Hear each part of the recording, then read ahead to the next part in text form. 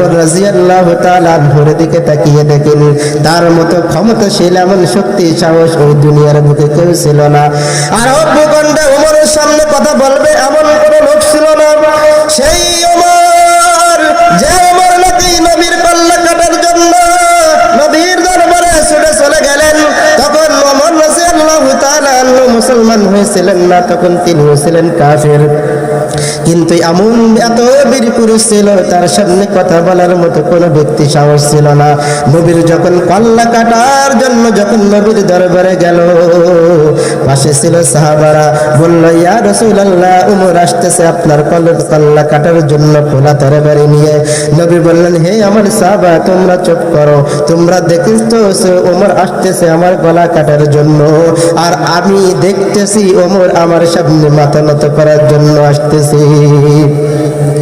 ওমর খোলা তরবারি নিয়ে নবীর সামনে দাঁড়ায় গেলেন, যার পরে বললেন, হে আমার নবী, আমি বুঝতে পারি না, আমি না বুঝে আপনার সামনে কত বেয়াদবি করেছি, কত অন্যায় কাজ করেছি। হে আমার প্রিয় নবী, আপনার সামনে আমি মাথাটা নত করিয়া দিলাম, আপনি আমাকে কালেমা পড়ে মুসলমান বানিয়ে দেন। নবী করিম সাল্লাল্লাহু আলাইহি ওয়াসাল্লাম ওমরকে কালেমা পড়াইয়া মুসলমান বানিয়ে দিলেন। মুসলমান বানিয়ে দেওয়ার পর ওমর এবার বলে, হে নবী, আমরা যে ইসলাম গ্রহণ করেছি এটা সত্য নাকি মিথ্যা? বলল সত্য। বলল, হে আমার নবী, যদি এই ইসলামটা সত্য হয় তাহলে আর কোনো গোপনে গোপনে ইবাদত হবে না, কোনো গোপনে গোপনে বন্দেগী হবে না। অতএব আমি ঘোষণা করিয়া দিলাম, হে মক্কার ভিতরে কোনো এমন কোন মায়ের সন্তান আছে কি মায়ের বুকটা খালি করার জন্য? এমন কোন স্বামী আছে নাকি স্ত্রীকে বিধবা করবেন?